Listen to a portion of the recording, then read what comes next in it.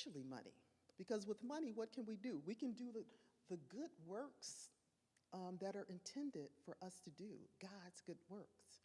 So with money, we can do those things. So that is God's intention. And in fact, I'm going to share with you, um, I'm going to say about, what, 20 years ago, or about 15 years ago, my experience. I was in the mindset, this is my relationship that I had. Was my money self back then. I was in the mindset that I needed to capture money. I just needed to hold on to it, smother it, you know, and just not release it. But you know what? Money found a way to slip under the door, did whatever it was going to do, it got away from me. Okay? And I found myself in a position going, wow, where did all the money go? Because you cannot capture money. This is you know, it has to flow. Okay? And if you once in that mindset of that money is just flowing in and through and all around me, not as a linear thing that's not going through me and out me. No, it's not doing that. It's just all in and around me. And that we are in the flow of money. It's kind of interesting. I was sitting with a friend a couple of weeks ago, and I don't know how we started talking. She's also a friend. She doesn't go to East Bay, but she is, you know, someone that has practiced science of mind principles. And we started talking about abundance. And we both felt so confident and comfortable stating that, oh yeah, I'll never be broke, okay? But if you take me back prior, I would have always had some vision of potentially being broke, but that was the reason why I was trying to capture the money. But knowing that it's always flowing and it's there, there's absolutely no idea that I can be broke. And it's not about, oh, because you know, I have so much. No, it's about conscious is where that is. Oh, and I wanted to share with you, because during that period, what kind of pulled me through and helped me better understand what my money self was at that time and the potential was this little book here. I know no one can probably see it, okay?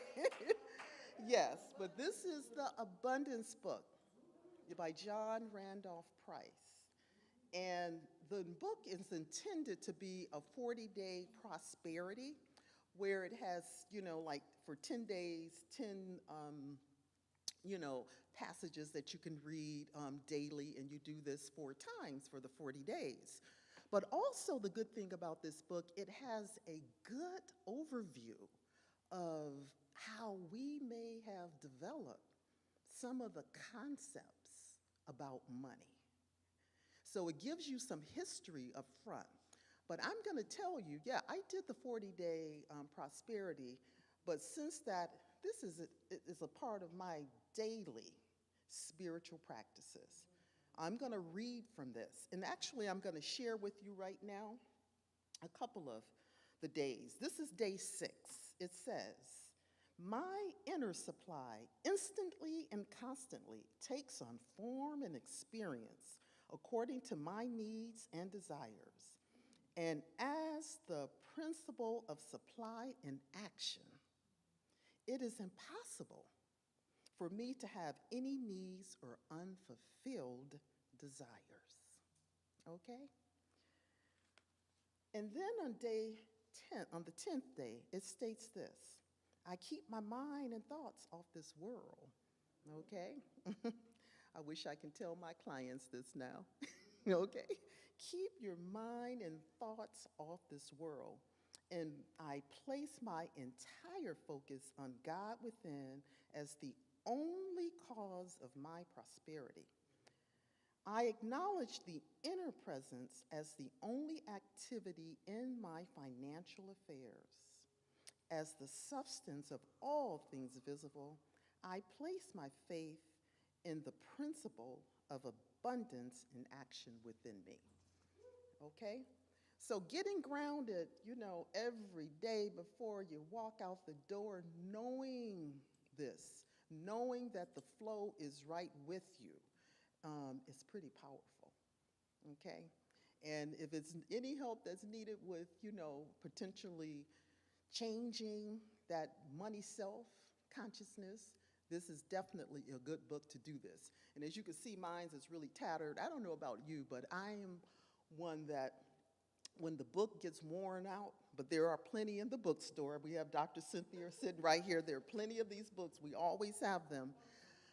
I never get rid of it because it reminds me when I look at it and I'm, continuing to use it, that it's working.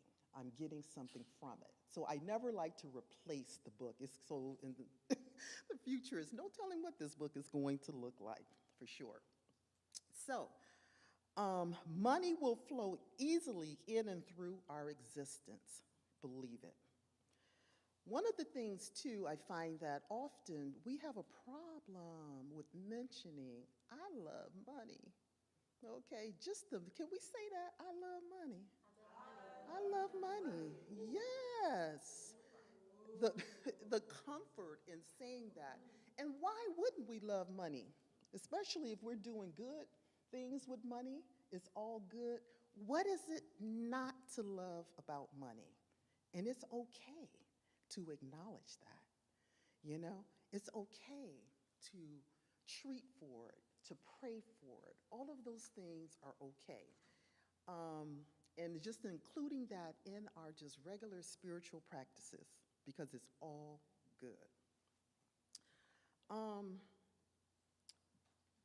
The one thing I will mention too, like when with money, is that the more that you receive, the more is expected of you. Okay? The more that we receive, the more is expected of us. Because after all, this is a flow. So God is bringing it to us. We're allowing it to flow, but there's some good work to be given, to be done out there. So again, the more that is received, the more is expected. I'm sorry. So one of the things too, often when financial advisors work with clients, and some of you may have experienced this, for the first time, they may start out with like a budget worksheet. That can be a budget worksheet to determine how are we gonna prepare for your retirement income, or it could be just, a budget worksheet if you're not close to retirement as to, what monies are coming in, what are going out, how can we best leverage these things. So with these budget worksheets, often I find that the template will just have donations on it as like an outgoing of money listed on there. Just, what are your donations? And some of the budget sheets will say donations and tithing/donations.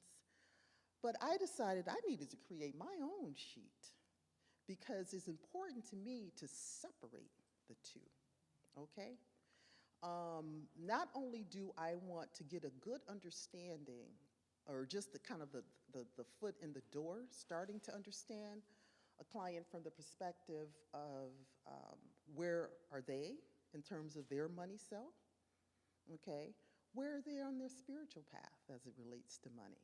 So with the separation of the two, and after all, they're for two different things. When we look at our tithing, it's to support where we're being spiritually fed.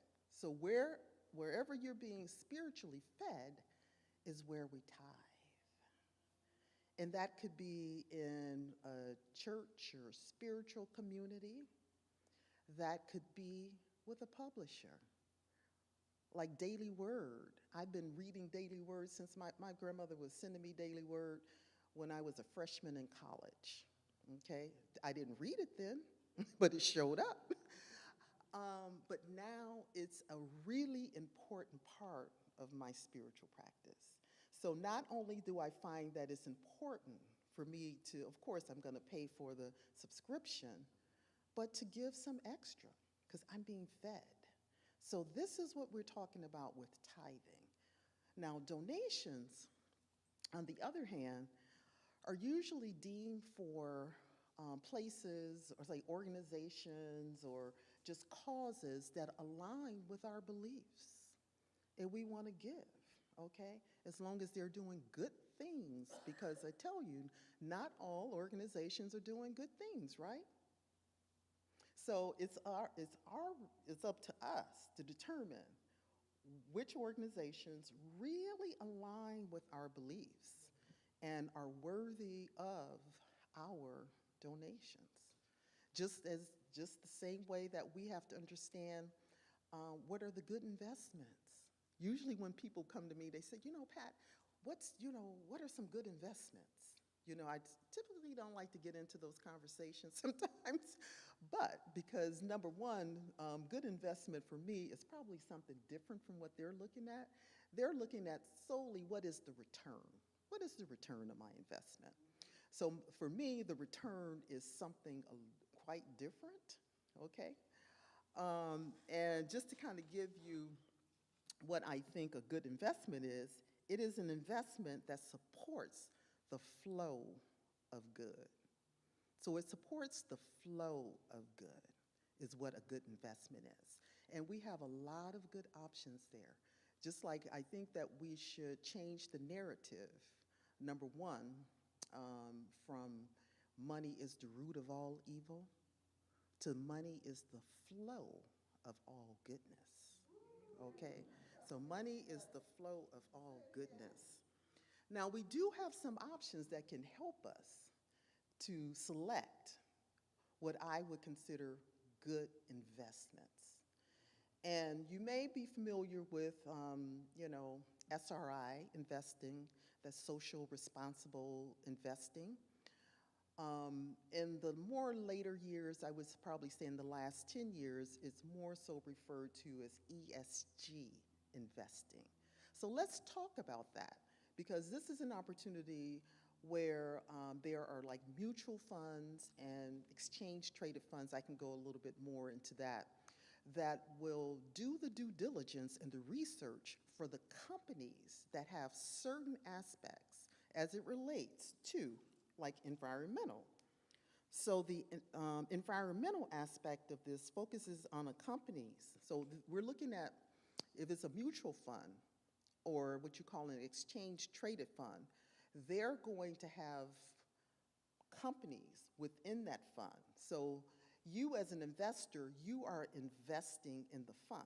So they have done all of the selection based on the guidelines that are required for ESG, okay? Environmental, social, and governance.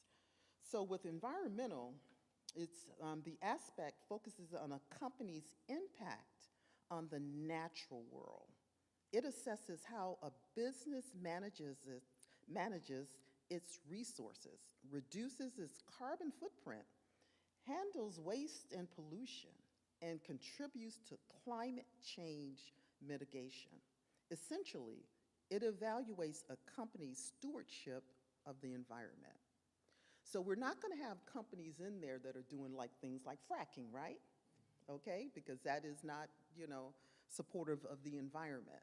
So also one of the key things too, these funds are not only just looking at the company, but also what is the company investing in? Because let's say you have a company that meets the ESG guidelines, but they're investing in prisons. Or investing in, tobacco companies. No. So it's a lot of research that goes into this, so you can kind of rely on these funds to do that, and you don't have to do all of that research.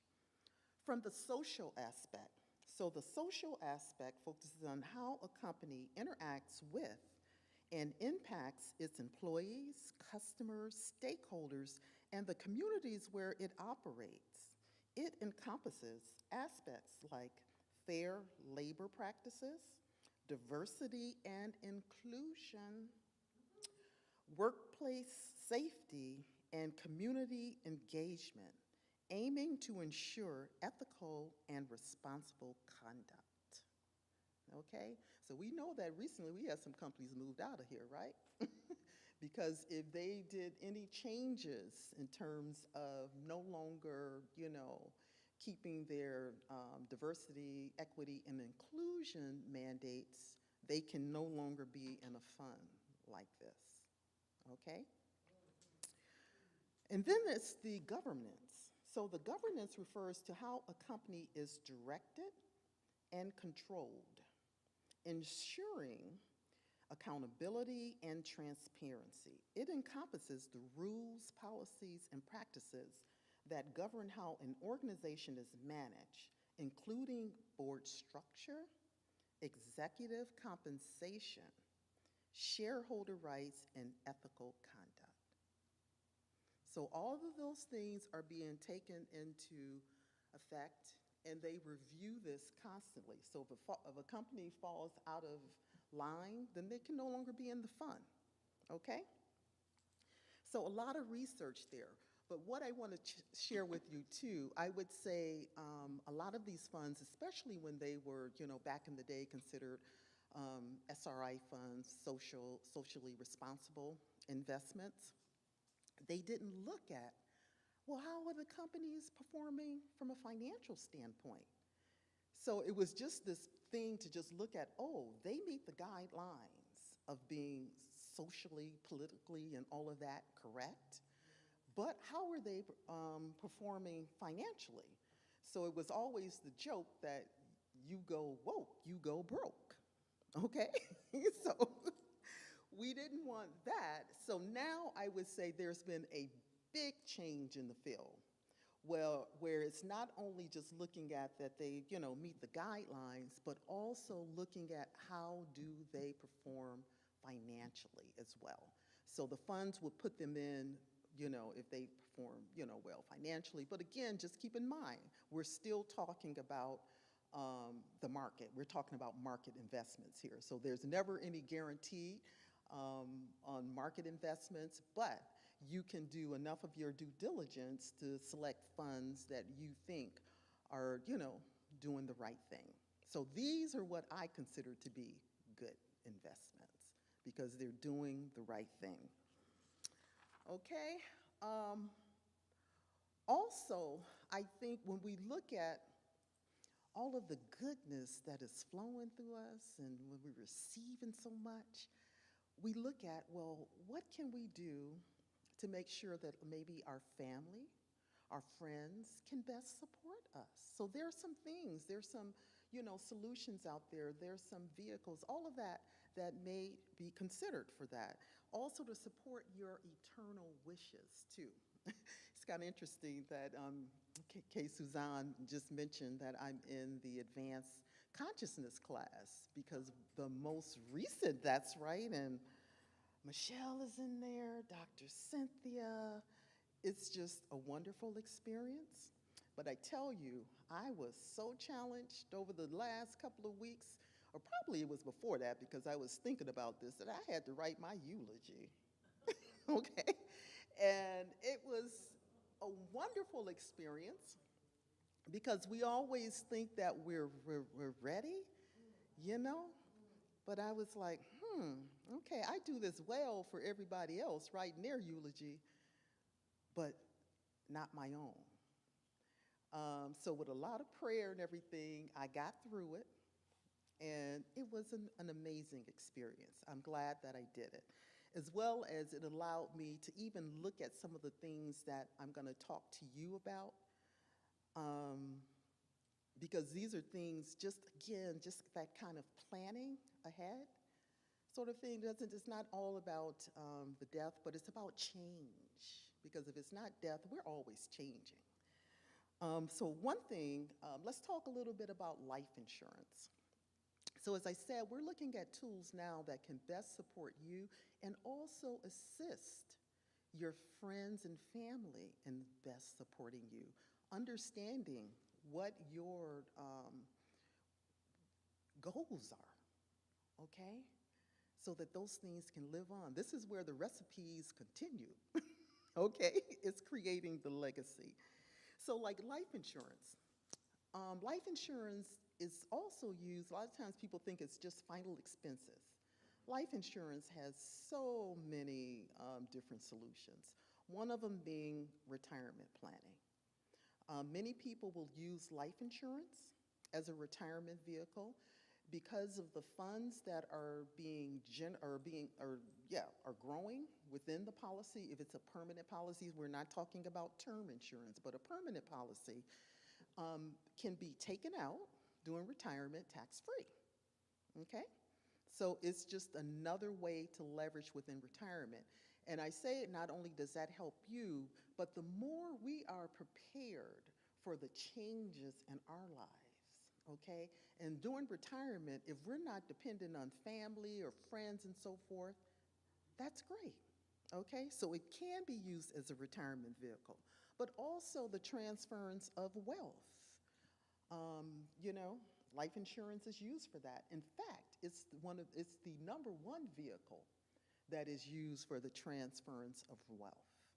Many times people think when they look at really wealthy families that, oh, they had a lot of assets, a lot of cash, and that's what, you know, is their heirs are inheriting. But a lot of the funds come from life insurance. Not to say that they don't have the cash and the assets, but a lot of it still comes from life insurance. And final expenses and wishes, definitely. Life insurance provides that so that nobody has to go around and pass around. You know, back in the day, how they would pass around something to take a collection for the final expenses or whatever. I remember growing up, and the insurance, you know, I grew up on the south side of Chicago, and you know, black community. And the insurance person would always they would come around like, seemed like every week with their policy book. And my grandmother was just so diligent about, you know, paying for this life insurance. So it was for final expenses.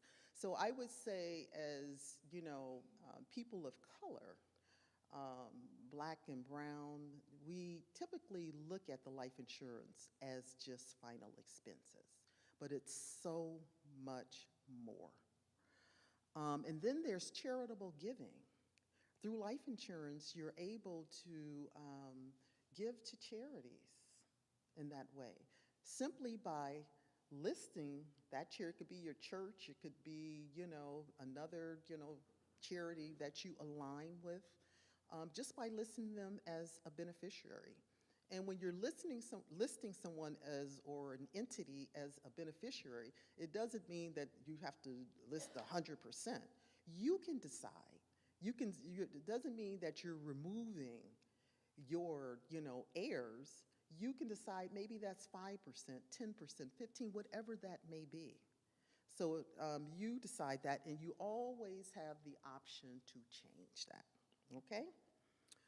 Let's talk a little bit about long-term care planning. How many have been caregivers? And maybe you're a caregiver now. Yeah. So the cost of care, when we start looking at planning, it's the cost of care. I think I was sharing, you know, I'm always talking to everybody, so I never know who I'm talking to. But today I had lunch with one of my clients that I've probably been working with. Been working with her and her husband now for maybe about 11 years. And over the last 5 years, her husband started to experience dementia. And he's now full-blown, and we've, you know, kind of worked through things. And he is in a facility here in Oakland, a nice one, and she's paying $12,000 a month, okay? So in that, it was great to have a conversation with her because she was like, I don't know how I'm doing this. And this is where I come in, just with clients to say, it's the flow, okay? You're never gonna have to, not only the fact that we've put some things in place, but we know that this is going to be okay, okay?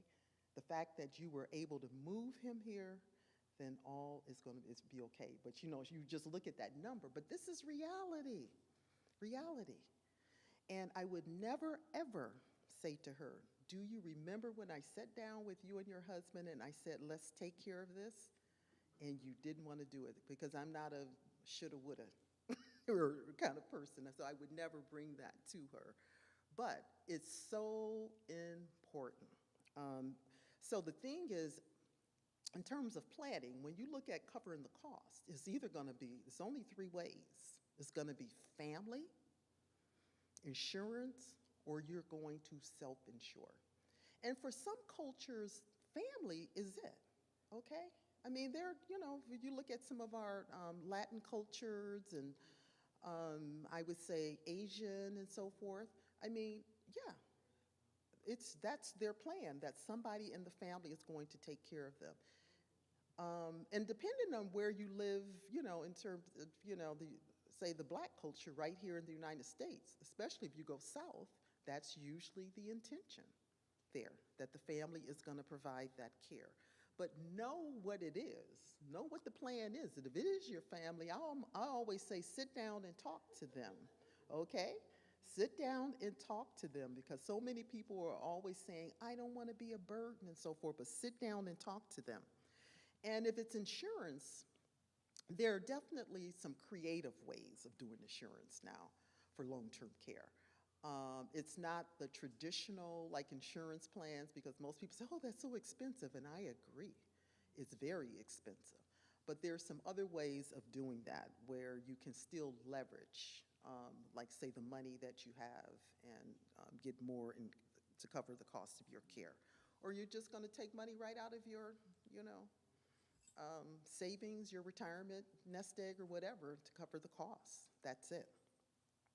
Then we look at estate planning. We're talking about the wills and the trust, the power of attorney, the health care directives. These are things that we want to make sure that we have in place for ourselves as well as our family and friends.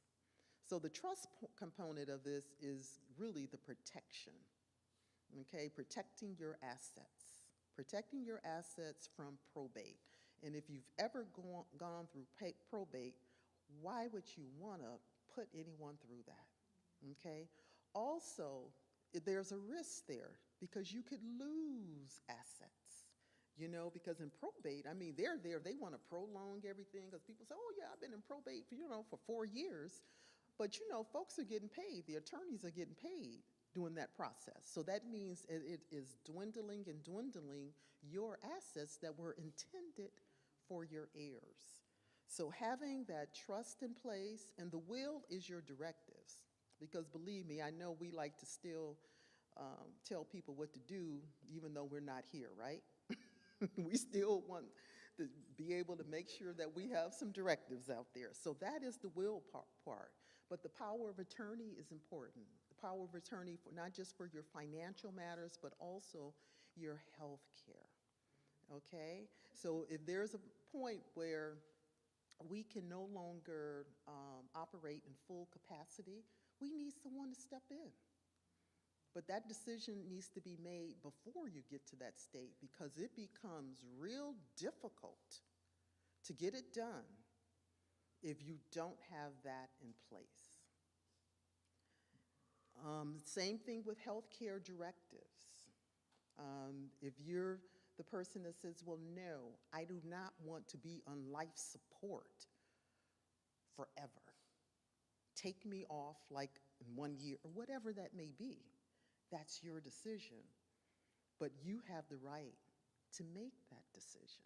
So having the healthcare directives is important as well. A little bit on charitable giving. We talked about beneficiaries, how we can, use that as a tool to give to a charity, maybe through, it's not just life insurance, but there are other things that you may have in terms of assets. It could be you're in, your IRA, but you want to, make your charity a portion, to receive a portion of that as a beneficiary. The other thing that is really coming up now is what we call donor assisted, donor advised funds, DAFs. And this is an opportunity, if you set up a donor advised fund, you're able to take the tax deduction now, okay? So if you set up that fund, you can take the tax deduction now. You can determine where the funds are going, where you're gonna, what you're gonna support in terms of public charities. And also, it's an opportunity to support grants too. Now, the one thing is to know if you're setting this up, you cannot take the money out. Okay, so it's not one of those things where you set it up and you go, you know what, I got an emergency, let me pull it out. Because remember, you're getting this upfront tax deduction. Okay, so that's another opportunity to look at as well. So with that, I just want to leave you with just a couple of nuggets, what I call based on what's going on today. And one of the things I would state is, number one, and it's not just today, what's going on today with the market, but the fact that not investing, not investing, but companies that are consumer guided, consumer leaning, consumer controlled. Like for instance, an example is Target. Imagine if you had a whole lot of Target stock right now. Target was impacted by the boycott that was initiated a few months ago. So how that occurred because they are a consumer company. So they can be impacted in that way. I've seen it in the past with like Chipotle's. You remember when they had that food poisoning scare and so forth? So things like that, I have a tendency to kind of stay away from and look for companies that, number one, kind of have a moat or protection around that. And one of them, and I'm not suggesting, I just want to give you this example, is Facebook. How do you boycott Facebook? Okay, we don't even pay for Facebook, right? We can't even get out of Facebook. Okay, so I must say that this is one of the smartest business models ever, okay? And I think, so the thing is that just looking at, how, the companies that we're, investing in, how they can be impacted by consumers' ideas, boycotts, all of those key things, or if something happens and consumers just stop using you. And there are companies that are really, really, good companies and do well, but nobody knows anything about them, right? Because they may just be a little small part of something that we're purchasing. So those are the kind of investments I would say that, especially now, we should seek out. And I hate this term, but it's such an opportunity. And I would say in the financial world, we call it blood in the water. So blood in the water. There are companies that have high valuations that may be struggling right now because of what's occurring, with the market, et cetera. But these are companies that are worth picking up in some cases and investing in them because right now they're very low, okay? Low investment. So we go out there and we scoop up those things. Because if the valuation of the company is high, we anticipate that it's going to do what? It's going to go up. Okay? So let's see here. So just in closing, I'm going to read 2 affirmations, and I actually bought copies of these for everybody. But the two affirmations I'm going to read, and hopefully, these resonate with you, and it's something that you can read on a daily basis or however often. But I stand firm in faith that my needs are already fulfilled, and I look past any appearance of lack or limitation to the truth that God is my unlimited supply and source. And also, God is my strength, my substance, my source, and my supply. I open my mind to divine ideas. I am grateful for the flow of good in my life. So let's repeat, because I said, like, we're going to change the narrative here. So let's repeat. Money is the flow of all goodness. Money is the flow of all goodness. Yes. I love money. And money loves me. Yes, and thank you. Thank you.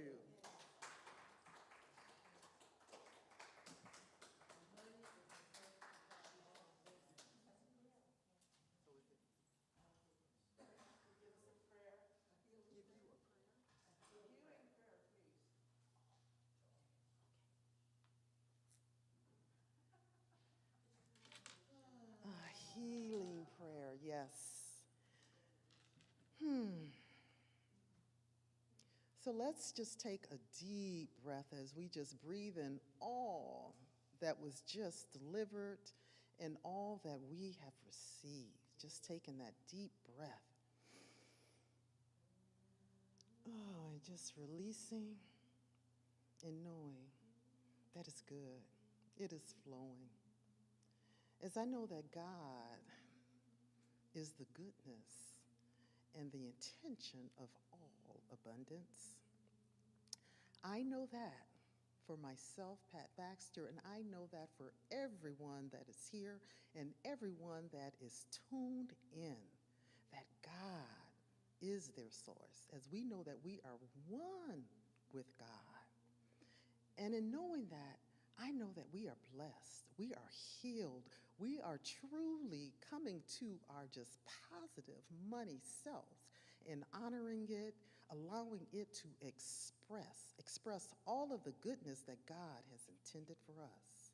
And in knowing that we just shine, we glow, we just do what it is for us to do, all of the good works that God has intended. And just being so thankful, thankful for the joy that express, for all the goodness and just the works that are done, just being so grateful for how we are guided to the good investments, so grateful for how we are guided to do the things that allow our families to just support us in terms of what it is that is necessary for us to thrive and for them to thrive. As I release this, I release it to truth. I release this to the law. It is released knowing it is anchored, it is complete, it is done. And so it is. Ashe, amen. Thank you. Thank you.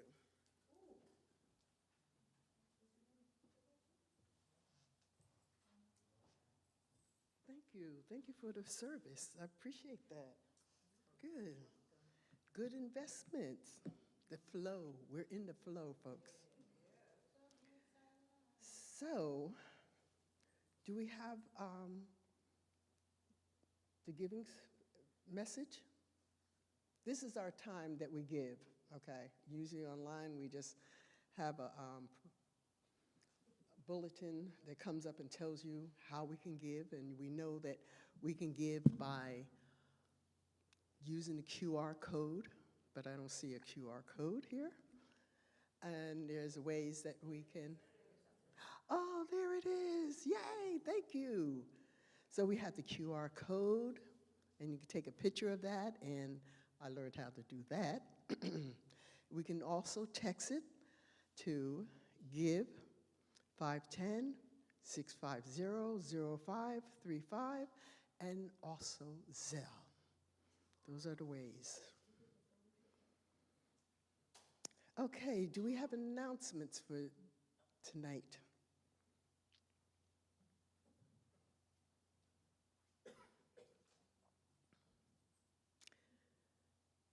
Well, I don't.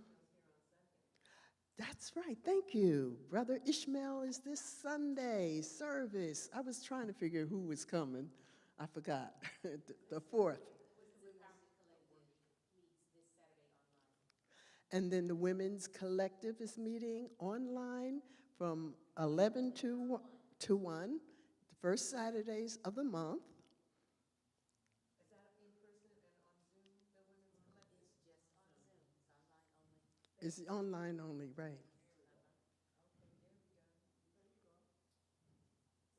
Oh, that was last week. Oh, good. And then on Sunday, we also have the Pathway to Fatherhood. That's at 3:30, and that continues on. And that was for today. We have Pat, and there is the Empowerment Women. Yay! Yay, yay, we have that. And then Ishmael, Brother Ishmael is speaking. And service starts at 10:30. And he's going to be here for the weekend. What is it, the 9th and the 10th? He's going to be here Friday night, and then Saturday on the 10th. So it's supposed to be a great workshop. See you there then. And there's other places where he will be yeah. And prayer after service. This is for the Zoom meeting. And we have the ID number and the passcode. And you can also do the QR code. Okay, well, that's it for tonight. And we will have a song right after I do the praying out, and then we are complete. But I thank you so much for your words of wisdom. Thank you. How on time that is, especially at this time where the church is asking us to help them out and give. So here we are.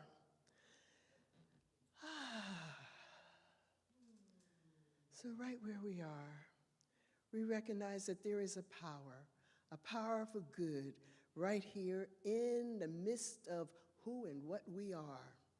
Right here at the center of our being, we connect with it. And we say, thank you, Mother, Father, God, for allowing me to breathe the breath of life this day and every day to follow. I give thanks that we are here this evening learning that money is the flow of all good. I am so grateful that we are present in this moment and we can give from the heart, give from our expression. Our intention is to be dynamically beautiful, loving, caring, friendly, and joyful in life. So I give thanks that this day and as we go from this place, we go guided, directed, guarded, protected. Wherever it is, wherever we are, we know that God is and we are. And with this, I simply let it go, let it be. And I declare it's done and done well. And so it is. Yes, yes. Yay! Thank you. And that's it. Adios.